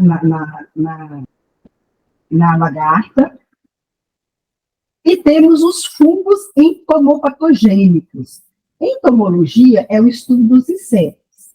Patologia é o estudo de doença. Então, fungos entomopatogênicos são fungos que eles vão infectar este inseto, né, que é o mandarová, e vai adoecer este inseto, certo? Tem também os parasitoides. O que são parasitoides? São insetos que vão colocar os seus ovos nos ovos do mandarová ou de outro inseto. E aí, quando ele coloca os ovos lá, nos ovinhos, como está na foto aí, a vespinha em cima do ovinho, ela vai colocar seu ovo dentro desse ovinho e o seu filhote, né, vai se desenvolver dentro desse ovo e, obviamente, não vai nascer o mandarová, certo? Quem vai sobreviver ali vai ser só o ovo do inseto parasitoide. Embaixo tem uma lagarta grande cheia de ovinhos. Também é um parasitoide que colocou os ovos na lagarta e os ovos vão extrair os nutrientes dessa lagarta, né? Na anterior, os ovos iam tirar os nutrientes, a larva ia tirar os nutrientes do ovinho. Então, os parasitoides podem atacar tanto os ovos das pragas, quanto também atacar diretamente as pragas. Então, a gente chama isso de inimigos naturais. A gente deve fazer o que com os inimigos naturais? A gente deve promover os inimigos naturais. Quanto menos a gente usa agrotóxico, mais a gente vai ter inimigos naturais na nossa lavoura. Quanto mais diversificada for a nossa lavoura, se a gente planta mais culturas diferentes, a gente vai ter mais inimigos naturais. Se tem mais cores, mais inimigos naturais. Se tem uma mata perto da lavoura, mais inimigos naturais. O que é maravilhoso, porque eles vão fazer um serviço de graça para a gente. O mandarová, o monitoramento da cultura é imprescindível. A gente tem que andar na lavoura, ver se tem esse tal do mandarová, detectar a presença de ovos e lagartas, fazer a catação manual da larva e a gente pode pulverizar, aplicar baculovírus. O que é baculovírus? É um vírus que detona uma lagarta. É um tipo de controle biológico, certo? Além desses que eu mostrei para vocês aqui, tem também o baculovírus. Mas ele serve apenas para lagartas pequenas, tá bom? Outra coisa, fazer aração do terreno após a colheita ajuda a eliminar a pulpa do inseto que se encontra no solo, né, que é a forma jovem do inseto, eliminar a planta daninha, fazer rotação com espécies que não sejam da mesma família. No caso do mandioca é fácil, porque não me lembro aqui, acho que outra cultura que seja da mesma família que a mandioca, tá? Fazer o cultivo consociado com leguminosa. Gente, leguminosa tem flores, as flores trazem insetos, então a gente vai estar diversificando ali a vida na lavoura. E aqui, essa maravilha aqui, esse saquinho pendurado aí, é o quê? É uma lagarta jovem que foi infectada pelo baculovírus, certo? E aí a gente pode comprar o baculovírus pela internet ou pelo caso de produtos agropecuários e aplicar na lavoura. Tem um efeito fenomenal. Mas a gente pode também, gente, utilizar a própria lagarta que morreu, tá? Fazer um macerado lá, machucar lá no pilãozinho e aplicar na lavoura, sem precisar comprar. A gente pode utilizar as próprias lagartas mortas que elas estão com vírus. Para isso, vocês vão dar uma pesquisada aí no Google, na Embrapa tem um material, dê uma pesquisada como aplicar baculovírus colhendo lagarta da própria lavoura, tá bom? Dê uma pesquisada, porque tem isso aí na internet, material da Embrapa. Sempre olha material da Embrapa, porque é fonte confiável. E o baculovírus, gente, ele serve não só para controlar o mandarová, mas para várias lagartas de lavoura, tá bom? Os ácaros também são pragas muito severas, e elas ficam principalmente na parte de baixo da folha, e principalmente na estação seca do ano. Elas começam a atacar uma ou outra plantinha e depois invade toda a lavoura. Como que ela invade a lavoura? O próprio ácaro vai andando pela lavoura. Quando a gente anda na lavoura, a nossa roupa, né, o nosso corpo vai carregando esse ácaro, os animais também carregam, e principalmente o vento carrega esse ácaro. Então, a dispersão do ácaro a longas distâncias se dá pelo vento. Daí a importância, gente, da gente ter árvores ao redor da nossa propriedade para evitar que vento de fora atinja a nossa lavoura, tá bem? É importante a gente ter árvores ao redor. E aí, como eu falo para vocês, quanto mais árvores tem, árvores de flores, flores que chamam inseto, mais é interessante para a lavoura, porque a gente pode também aumentar o controle biológico, né? Olha só, isso aqui é um ácaro, pequenininho, parece inofensivo, mas ele causa um grande estrago. Temos também o percevejo de renda, que é a Vatiga ulindens, que é um inseto da ordem Hemiptera, bem pequenininho, em torno de 3 milímetros de comprimento, ataca durante a seca. O controle se dá pelo uso de variedades resistentes, destruição dos restos culturais, rotação de cultura, cultivo consociado. Porque não existe no Ministério da Agropecuária e Abastecimento, no MAPA, não existe controle químico indicado para essa praga, para a cultura da mandioca, tá bem? Então, o controle, ele é um controle no manejo, utilizando variedades resistentes, destruição de restos culturais, rotação de cultura e cultivo consociado. Aqui, o adulto do percevejo, né, pequenininho, e aqui o dano que ele causa na planta. A mosca branca também é um inseto muito importante em várias culturas, e também na cultura da mandioca. São insetos bem ágeis, pequenininhos, assim, 1 milímetro de comprimento. E ele é uma curiosidade, porque esse inseto ele pode fazer simbiose com o formiga. O que é simbiose? Um ajuda o outro. A formiga fornece proteção aos predadores, os predadores vão atacar a mosca branca, e as ninfas da mosca branca, elas fornecem um alimento açucarado às formigas. Só que aí, como está açucarado, vai desenvolver um fungo, que a gente chama de fumagina, que vai prejudicar a fotossíntese da folha, porque a folha vai ficar escura. Então, vai cair o rendimento em torno de 23% a 80% da lavoura, porque a fumagina vai cobrir a folha. Isso a gente vê muito em citros, por exemplo, laranja, limão, a gente vê parecendo a borra de café, aquilo ali é o quê? Fumagina. Por que tem fumagina? Porque o fungo solta uma substância açucarada, fumagina para o vento. Por que o fungo solta substância açucarada? Para alimentar a formiga. Porque a formiga também está ali para proteger não só a mosca branca, mas também quem também pode fazer outro alimento sugador, age semelhante, é o pulgão, tá? E com o pulgão também acontece semelhante. A mosca branca, o pulgão, são alimentos sugadores e eles transmitem doenças causadas por vírus, tá? Então, a gente tem que ter uma preocupação bem grande com a mosca branca. em várias culturas, assim como o cuco. No Brasil, não há registro oficial de agrotóxicos recomendado para o cultivo de mosca branca na cultura da mandioca, porém, a gente pode utilizar extrato botânico. Vocês dêem uma pesquisada aí em Embrapa, tem material, provavelmente falando sobre o uso de NIM para poder pulverizar, fazer o controle de mosca branca, tá bom? Também existem fungos entomopatogênicos que conseguem controlar a mosca branca.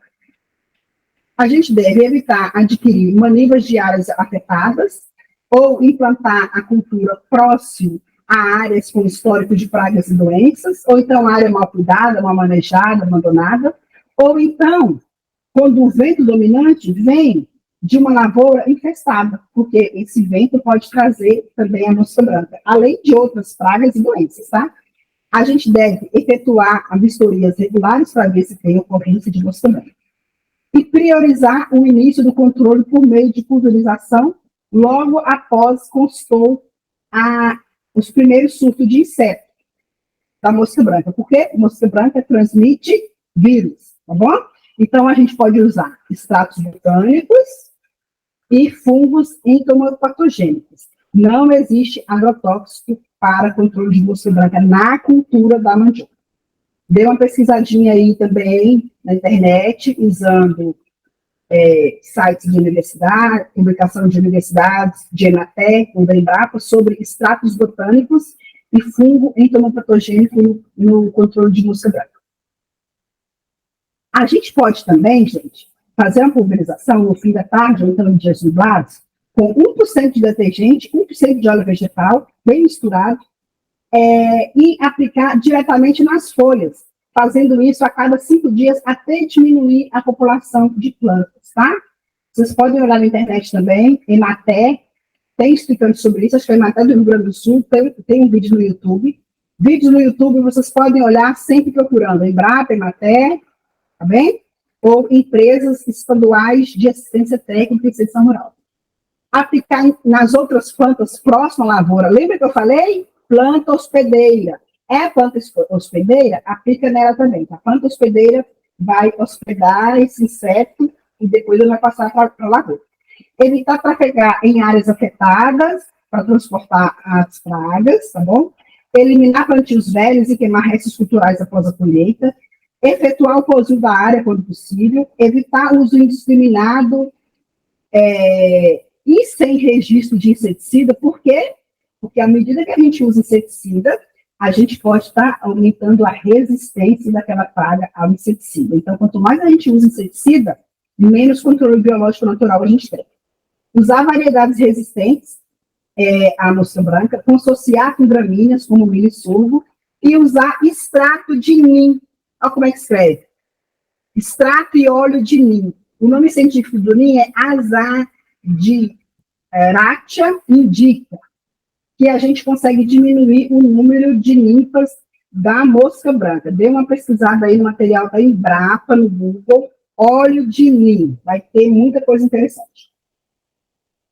Dentre as doenças da mandioca, são várias, né? Porque são causadas por vários patógenos. A parte comercial da mandioca principal são as raízes que estão no solo, então isso facilita com que haja várias doenças, né? Porque o solo vai ser ali um meio também de contaminação dessas raízes. Pode ser sistêmico, ou seja, atacar toda a planta, ou pode ser localizada apenas em algumas partes da planta, ou pode ficar no solo.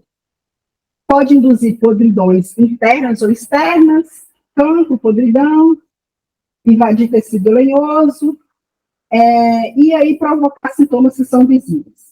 O controle das doenças pode ser feito adotando medidas preventivas, como otimizar a introdução de material doente no plantio, né, trazer material de áreas afetadas, utilizar variedades tolerantes também é bom, associada com práticas culturais como rotação de cultura, manejo físico e químico do solo, né, deixar o solo sempre com muita matéria orgânica, um solo fofinho, com boa umidade, fazer o controle químico do solo. O solo tem que estar com as condições de disponibilidade de nutrientes de acordo com a exigência da cultura, O sistema de cultivo também é importante, além de adequar a época de plantio de acordo com o clima, tá? E fazer uma seleção bem rigorosa do material propagativo. O material tem que estar livre de doenças, gente. E o material tem que ser da variedade de maior interesse para o agricultor, né? Resistente a doenças, resistente a estiagem. Aquilo que o agricultor precisa, o material, a variedade tem que responder, né? Tem que garantir. Dentre as doenças, destaca-se a podridão radicular, que pode provocar perdas entre 30% e 100% dos plantios. São causados por vários patógenos, né, por vários micro-organismos, dentre eles a fitóftora, que ocorre principalmente em áreas sujeitas a encharcamento, solos com textura argilosa e pH neutro, pH próximo de 7 ou ligeiramente alcalino. Vai causar podridão. Uma das maneiras da gente resolver isso aqui é fugir de solos de pH neutro, tá? Ou, em caso de áreas sujeitas a encharcamento, fazer aquele cultivo em camaleões, né? No caso da fusária, que também causa podridão radicular, acredita-se que a sua sobrevivência está relacionada a solos ácidos e adensados, né? Solos que não são muito fústicos. Então, se o problema na sua área é fusária, o que a gente deve fazer? Corrigir a acidez do solo e promover a aeração desse solo, né? Fazer uso de implementos agrícolas para tornar esse solo mais aerado, mais fofo. Utilizar matéria orgânica também para deixar o solo mais fofinho. Também, né, tem outros micro-organismos que causam podridão radicular, mas a medida de controle é uso de variedades resistentes associada à prática cultural, como rotação de cultura, não podemos plantar ano após ano mandioca, controle químico do solo, sistema de cultivo, fazer o cultivo consociado, por exemplo, áreas mal drenadas e sujeitas a encharcamento, fazer cultivo em camaleões, em leiras, bom? Existem variedades também resistentes à podridão. Olha só, mais uma vez aí a fotinha do cultivo em camaleão. Bacteriose. Elas começam com manchas angulares, aparência aquosa, meio mole nos folíolos, murcha das folhas e pecíolo, morte, exudação, né? Começa a sair como se fosse um pus, a gente chama de exudação da planta, além de necrose dos feixes vasculares e morte da planta. Os prejuízos variam de acordo com as condições climáticas, tolerância da variedade para cultivar, práticas culturais empregadas, época do plantio, nível de contaminação do material. Outra coisa que vai afetar, promover a bacteriose, é a amplitude térmica diária, ou seja, é a diferença de temperatura entre dia e noite. Por exemplo, se a temperatura, se essa amplitude de temperatura dia e noite for superior a 10 graus, por um período maior que 5 dias, vai desenvolver condições, vai ter condições para o desenvolvimento da doença. Por exemplo, temperatura à noite de dia está 25 graus, à noite está 15, à noite está 14, ou seja, a diferença de dia e noite da temperatura está 10 graus. Então, vai favorecer o desenvolvimento da doença se isso for por um período maior que 5 dias. Então, para controlar, a gente pode utilizar variedades resistentes, que é a melhor maneira para controlar a bacteriose. Olha aí o exudado da bacteriose. Aqui o exudado da bacteriose e aqui as manchinhas nos folhões. A colheita. A colheita, ela é principalmente manual, com auxílio de ferramentas, embora existam implementos que possam ajudar. Aqui, por exemplo, o implemento vai passando, fofando a terra, e depois vem manualmente arrancando as raízes, né? Primeiro faz o corte da parte aérea, para depois facilitar o arranquio da mandioca, tá? Em solos arenosos é mais fácil fazer esse arranquio, em solos mais argilosos, às vezes a gente vai precisar do trator e do implemento, ou da enxada para ajudar a dar uma copada na terra.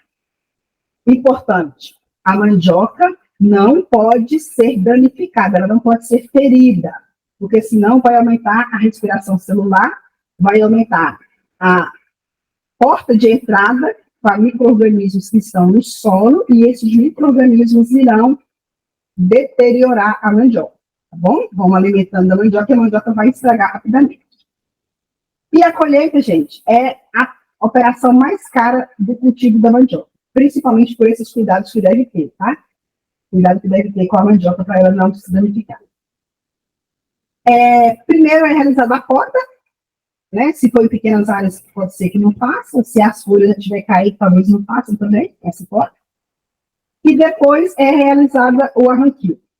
Aqui, provavelmente, nessa caçamba aqui, essa mandioca vai ser encaminhada para a indústria, a fécula ou farinha, e esse aqui, que já está nesses caixotes, para a feira, né? Para a mandioca para a mesa. A mandioca, gente, como eu disse para vocês, elas podem permanecer no solo por um longo período, sem ser colhida, e ela não tem muita perda de matéria seca, ela não perde muita qualidade, o que é uma vantagem. Por quê? O agricultor ele pode esperar a melhor época do ano para fazer a colheita, né? Se é época que tem mão de obra, se é época que tem maior demanda pela mandioca no mercado, né? Então, a mandioca ela espera no campo, ao contrário de outras culturas que não fazem isso. Por exemplo, chegou a época de colher feijão, você vai ter que colher. Chegou a época de colher a cana, você vai ter que colher, porque senão ela vai enflorescer, e se a cana enfloresce, perde a qualidade. Já a mandioca não, a mandioca ela pode ficar muito tempo no campo, esperando o melhor momento para colher. Só que, se chover, aí a gente vai perder a qualidade dessa mandioca, tá? É até a chuva, certo? Se chover, a gente vai ter que esperar o ano que vem para colher essa mandioca. Existem 3 tipos de cultivares, de ciclos de cultivares. Tem as cultivares precoces, que a gente colhe entre 10 meses e 10 a 12 meses. As semi-precoces, de 14 a 16 meses. As tardias, entre 18 e 20 meses para fazer a colheita. Isso aí vai depender do clima, qual clima que você tem, e do interesse do agricultor. A colheita deve ser planejada de acordo com o tamanho da área plantada e o destino da produção, a fim de evitar acúmulo e perda de raízes. Por quê? Se a gente tem aqui uma grande quantidade de mandioca para fazer farinha, e as fábricas de farinha estão sem capacidade de receber essa mandioca vai perder em pouquíssimo tempo, tá? Se a gente colhe muita mandioca para mandar para o supermercado, para mandar para a feira e não consegue vender, a gente vai perder essa mandioca depois de colher, tá bom? Então, às vezes o melhor é esperar um campo sem plantar, sem colher, né? Então, a colheita tem que ser bem planejada. O processamento e comercialização, ele deve ser feito em 24 horas para evitar que a mandioca estrague. Por ocasião da colheita, é importante deixar em torno de 20% da lavoura para fazer o novo plantio, como eu já disse anteriormente para vocês. A produtividade, ela varia de acordo com as variedades utilizadas, espaçamento, tratos culturais, tá? Variando entre 15 e 20 toneladas por hectare. Para a indústria, produção de farinha, em torno de 25% a 30% da massa de rendimento, ou seja, se a gente faz farinha com 1 tonelada de mandioca, a gente vai ter uns 300 quilos de farinha. Pós-colheita e processamento. A colheita das raízes é um ponto importante no processamento. As raízes não devem ser machucadas, é importante que devem ser transportadas para o processamento o mais rápido possível, evitando a incidência direta do sol e do vento. Aqui um fluxograma da produção de farinha. Primeiro ela chega na agroindústria, tem a recepção das raízes, depois o descascamento e lavagem, a trituração das raízes, a prensagem da massa. Então, quando faz a prensagem da massa, a gente separa a água da massa, é aí que vai diminuir bastante a concentração de ácido cianídrico, tá? Depois tem a trituração e o peneiramento da massa prensada, a torração, o resfriamento, o ensacamento e o armazenamento da farinha. No caso da fécula de mandioca, como é chamado de polvilho, goma de mandioca, o processamento é semelhante no início, tem o descascamento, né, quando chega na agroindústria, a repicagem, a ralação, a separação do amido da massa. Como que é feito isso? Rala a mandioca, depois separa a parte, faz uma lavagem dessa massa, tá? A goma, o amido, ele vai ficar junto com a água, misturado ali como se fosse um leite. Esse material vai passar pela purificação. O que vai acontecer? A goma, o polvilho, a fécula, ela vai decantar e a água sobrenadante vai ficar em cima. Em seguida, a gente vai pegar essa massa de fécula, que vai estar ali como se fosse um tijolo, e vai fazer a secagem e depois a moagem dela, para ela ficar, né, na forma de pozinho, e o acondicionamento desse material. Sobre as variedades, eu já falei com vocês que existe uma diversidade muito grande de variedades de mandioca, tá bom? De acordo com a finalidade de exploração. Tem mandioca que é melhor para fazer goma, fécula ou amido, mandioca que é melhor para farinha, tem mandioca que tem dupla aptidão, que dá para fazer os dois, tem mandioca que é bom para a mesa, tem mandioca amarela, mandioca vermelha, mandioca resistente a uma praga, a uma doença, a uma situação de clima, a uma região do país. Então, existe uma grande variedade de mandioca, tá bem? Para a Bahia, por exemplo, são indicadas a cigana, cidade rica, maragogipe, manteiga, saracura, casca roxa. Então, a gente tem que olhar qual é a variedade, se aquela variedade é indicada para a região que a gente vai plantar. E aqui as referências bibliográficas, que eu tinha passado para vocês no início da aula. Qualquer dúvida, estou à disposição. Podem mandar e-mail para ana.cordeiro@ifmng.edu.br. Deixa eu só fechar aqui. Deixa eu dar uma olhadinha aqui no YouTube. Não, eu vou fazer o seguinte, eu vou disponibilizar alguns materiais para vocês e vou enviar para o professor, para o tutor de vocês, tá bom? Sobre como utilizar o baculovírus da lagarta, sobre a importância da rotação de culturas. Em breve eu enviarei para vocês. Um abraço, foi um prazer.